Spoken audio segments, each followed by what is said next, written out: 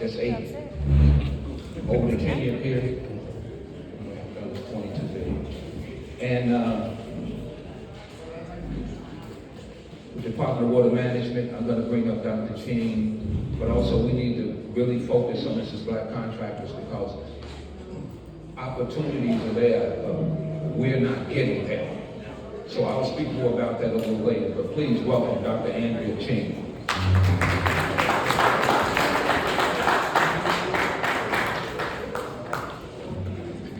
Good morning. There we go.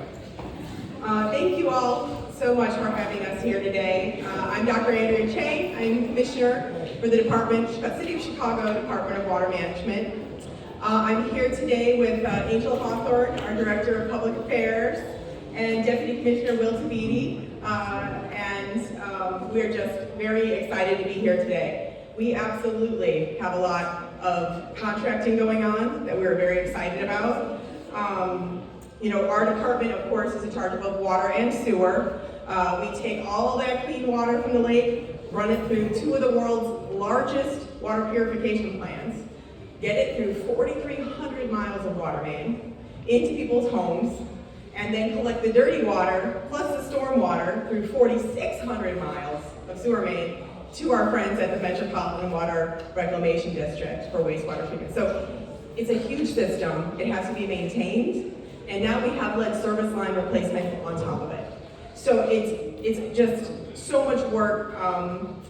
It's actually, that lead service line replacement part of it alone is $8 billion with a B dollars worth of work. $8 billion worth of work over the next 50 years.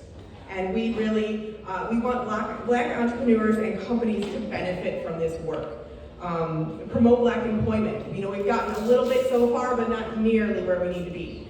We want to make sure we're getting the word out, figuring out what any obstacles are, so we can understand and learn and improve. We've tried in the last couple of years, we've only done a couple of lead service line related contracts so far. We have a lot more to go. But what we've done so far is, trying to make the scope smaller, trying to, allow that to provide accessibility to smaller companies, to minority-based companies, being creative in standalone projects. So one of the things, for example, we want to do this next year is have a block of just lead service line replacement. Don't do the water main, don't do the sewer main, just lead service line replacement on just one block. Really trying to focus in, get people experience doing this work so we can grow some of the smaller companies and have them be primes on the bigger projects. That also involves lowering insurance requirements, performance bonds, things like that, so things become more accessible. Because a lot of these projects traditionally have been just huge mega projects that become inaccessible for any smaller companies.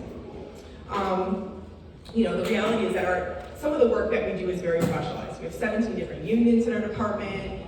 We do all sorts of things, but there's room for everyone, and we really want to grow that. If you look by our table here where Angel is, we have a listing of all the different contracting opportunities we have coming up just in the next 6 to 9 months. There are 70 of them, 70. So a lot of opportunity in there, and that even doesn't, we've had a few additions even since that was put together. We really want to build a directory of companies like yours.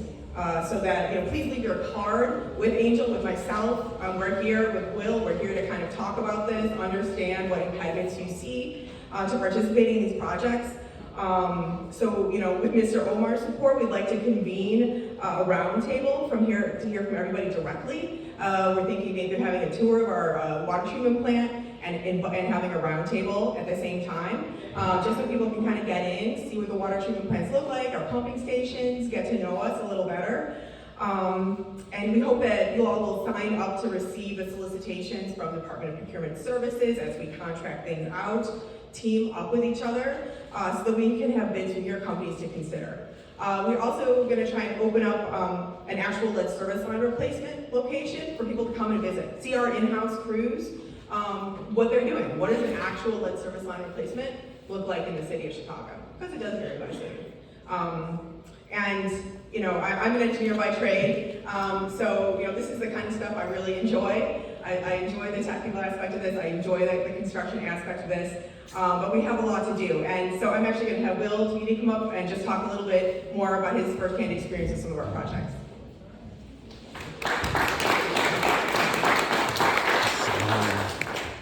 Good morning. Yes, as she said, I am the deputy commissioner of construction, basically. So of the 2,000 employees, 1,200 fall underneath me. So I understand the workforce that is needed for this type of project. And for a little bit of context too, I'm as well an engineer and started with the water department about 11, 12 years ago. As a lowly guy in the trench, just making sure that the quantities made sense and everything was, doing, up to standard, and, worked my butt off and showed up, and eventually it was, realized by the water department, hey, this guy's an asset, this guy knows what he's talking about, and I proved myself to become a deputy engineer or a deputy commissioner, and I, still care about the city that I live in here, and I do see that there is ample amount of opportunity for everybody to get a piece of the pie. And when I'm saying that now, I'm an example of, hey, even you lowly contractor, hey, you, the person that is isolated, you can work up in the system and be homegrown talent and actually be productive and have, an amazing growing company. And that's where, hey, I see that, I want that to be spread out to not only the engineers, it has to be the contractors, got to be all the people. I want, Chicago's construction to be reflective of the communities that are out there. So I don't want anybody outside coming in and taking our type of opportunities. This is us. We cultivate it. We should keep it in-house. So with that being said, there are multiple jobs out there that we currently have going on. One block level, we do water main, we do sewer main, and we do lead service line replacement. And like she says, there's more inventory than we have people that actually do it. So that's where we need to, we're open to having more black plumbers, black contractors, people here to make sure that it continues to be emblematic, like I said, of the diversity that we have right now. And it doesn't, and that's why we're here to make sure that the message is getting out, basically. So we're here to listen, and we want to grow, and we want you guys to grow with us. So we have approximately 6 miles of water main and about 4 miles of sewer main that we're going to complete by this year, and that number is only going to grow. Like every day, this is a system of 4,000 miles of all this infrastructure is constantly breaking, constantly needs to get updated, and we want you guys to be a part of that as well. So that's about all I got, and thank you for giving me your time.